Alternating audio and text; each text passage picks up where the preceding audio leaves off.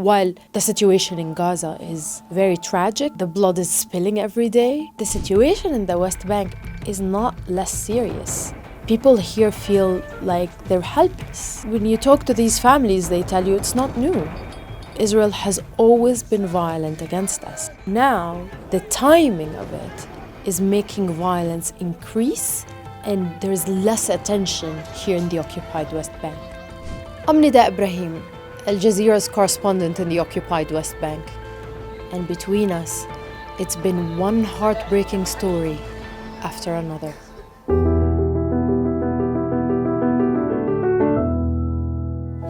We've been seeing, before October 7th, Israeli settlers burning Palestinian towns. And all of that was encouraged by the sense of impunity those settlers had. And you would see Israeli settlers getting a maximum of a house arrest. And then on the other side, you'd see Palestinian children as young as 14 or less being imprisoned for months for throwing a rock. So people felt like they were scared. They were seeing images of the Israeli violations in Al-Aqsa Mosque compound, seeing women being beaten up, the strip searching that happened in Hebron of women. All of these things were kind of a warning that there would be an outburst. The occupied West Bank has become dissected into more than 200 pieces. People are feeling that Israel is using this time where all eyes are on Gaza to complete the project in the occupied West Bank, which is expelling more and more Palestinians from their lands. What used to be a silent transfer is not so silent anymore. You've seen settlers going into Palestinian lands, kicking Palestinians out, kicking families out of their lands, children, women, and men. And we're talking about violence of settlers that has already been high. But now, after October 7th, that violence has reached drastic levels.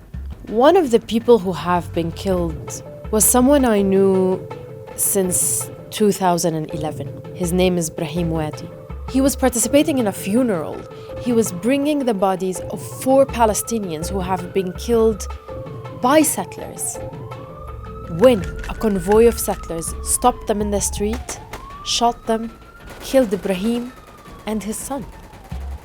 And this is someone who's been talking about settler violence for years and years, and he himself was killed by a settler.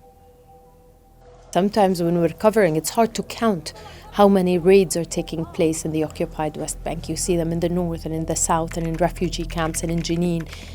And you have Palestinians who are just going about their daily lives, who are getting killed.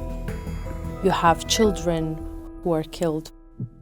People here in the occupied West Bank, they always looked at Gaza as a symbol of resistance. Resistance is very difficult to come from the West Bank. And the Palestinian Authority, given its signed agreements with Israel, people here have families in the besieged Gaza Strip, but they cannot visit them because they need Israeli military permits that are almost impossible to get.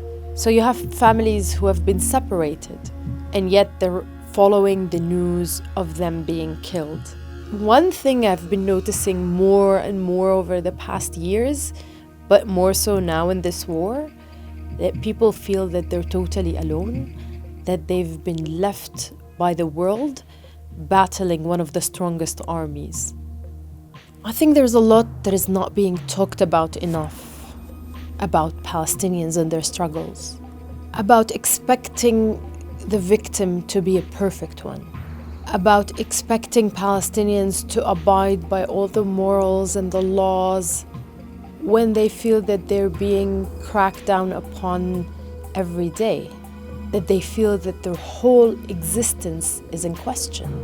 The war now is on the very existence of Palestinians, not just as individuals, but as a nation.